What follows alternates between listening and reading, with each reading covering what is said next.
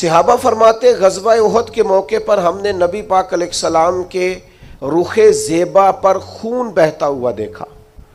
کفار نے سنگ باری کی، تکلیف دی حضور کو، مقدس رخساروں پر خون بہا. ہم نے عرض کی یا رسول اللہ دعا کرے نا یہ برباد ہو جائے. تو نبی پاک علیہ السلام نے فرمایا مجھے لان تان کرنے والا نہیں بنا کے بھیجا گیا، مجھے رحمت بنا کے بھیجا گیا. اور نبی کریم نے دعا فرمائی یا اللہ انہیں ہدایت عطا فرما.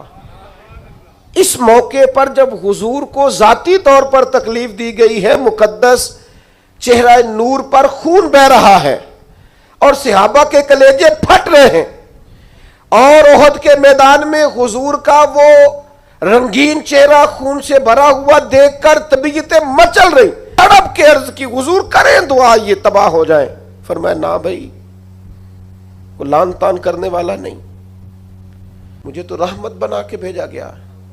لیکن میرے عزیزو، غزوہ خندق کے موقع پر جب دشمنوں سے دفاع کرتے وقت نماز عصر مسلمانوں کی قضا ہوئی تو حضور نے ہاتھ اٹھا کے عرض کیا، کہا اے اللہ ان کے پیٹ آگ سے بھر دے جنہوں نے ہماری نماز عصر لیٹ کی، ہماری نماز لیٹ کر دی، صلاۃ وسطیٰ لیٹ کر دی.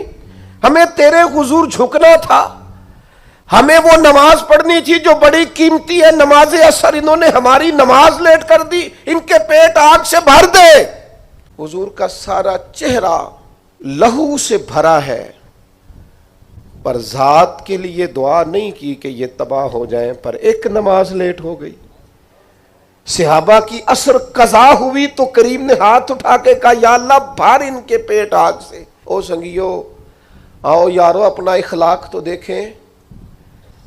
میری بھی فجر قضا ہے، میرے پتر کی بھی قضا ہے، میری جوان بیٹی بھی جم کے سو رہی، کبھی ماتھے پر شکن تک نہیں آئی، لیکن میری روٹی لیٹ ہو جاتی ہے تو میں سارا گھر سر پہ اٹھا لیتا ہوں، زمین آسمان ایک کر دیتا ہوں.